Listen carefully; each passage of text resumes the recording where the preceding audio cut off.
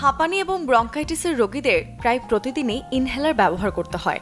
নানা রকমের ইনহেলারের মধ্যে এক একটিতে থাকে এক এক ধরনের ওষুধ, সে অনুযায়ী থাকে ব্যবহারেরও নিয়মকানুন। এদের মধ্যে আবার সব ধরনের ইনহেলারে স্টেরয়েড থাকে না, তবে স্টেরয়েড আছে এমন ইনহেলার অথবা সালবিউটামল ও ইপ্রাট্রপিয়াম জাতীয় ওষুধের সাথে স্টেরয়েড জাতীয় ওষুধ মিশ্রিত আছে এমন ইনহেলার নিলে মুখে ঘা বা সংক্রমণ হতে পারে। ইনহেলার নেওয়ার সময় মুখের ভেতর স্প্রে করা ওষুধ নিঃশ্বাসের সাথে টেনে ফুসফুস পর্যন্ত নিতে হয়। তা না করলে স্প্রে করা ওষুধ মুখে লেগে থাকে এবং পরবর্তী সময়ে সংক্রমণ ঘটায়। তাই সঠিকভাবে ইনহেলার নিতে পারলে মুখে ঘা বা সংক্রমণ হওয়ার আশঙ্কা কমে আসে অনেকটাই।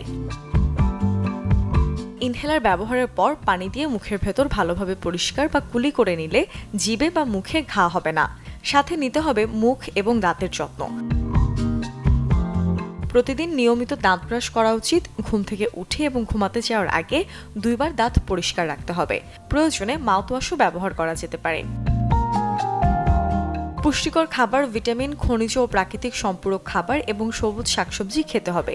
প্রতিদিন পর্যাপ্ত পরিমাণে পানি পান করুন।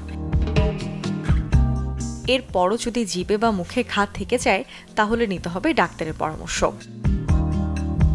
Desk report, channel 24।